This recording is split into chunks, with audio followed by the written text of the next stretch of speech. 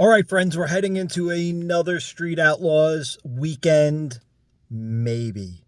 Weather's been a little bit dicey. Murder notified. Sean Ellington has been sighted heading towards New York, where Daddy Dave believes he's the favorite. He's trying to get a win in what he's calling his hometown, right?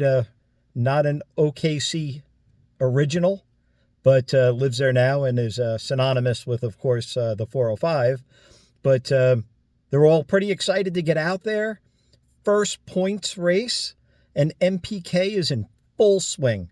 So we do have a couple of quick notes. Obviously, shout out to Murder Nova and his whole team getting their first invitational win. Very excited. We kind of knew it was only a matter of time before he squared that thing away, and boy, did he ever. What a run. I think he's like 7-1 so far this year, if my tally is correct. So he did take off last week. Dalton's graduation, some other things came up, and it's just good to see him back out on the road, happy, excited, well-tuned machine. And of course, Ryan Martin, talking about tuned machines, first program to win an invitational with all three power adders. I think he's got 25 invitational wins. So he is, he's got that thing squared away. He's made a ton of money and he's earned it. Kai Kelly, 200 round wins. That's pretty impressive. To put it in perspective, I think Lutz has 100 round wins, and Robin Roberts, I think, also has like 100 round wins. So he's won twice as much as those guys. Looking forward to another great year with Kai Kelly. Swanstrom got his stuff together, right?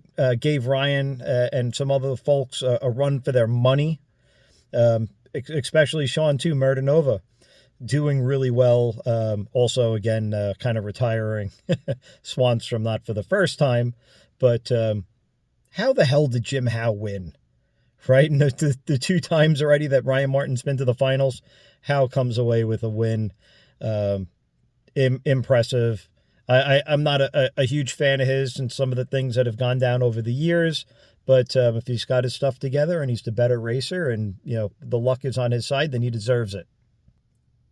Hey, I mean, with this, and plus with this second chance win bracket, which I think is pretty unique. I think they did it really well on some of the mega the mega cash days and some of the other fastest in America.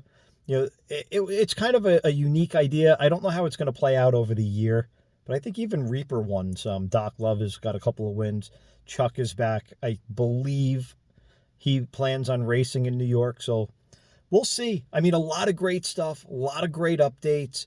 Unfortunately, I don't think they're going to fully edit and release Street Outlaws MPK from last season on Discovery. It was just so much, social media was so brutal. Last season was covered so in depth by everybody, including the racers, that they had to kind of wonder how they were going to get sponsors to, advertise on a show where everybody already knew the outcomes. It was already well discussed and disseminated.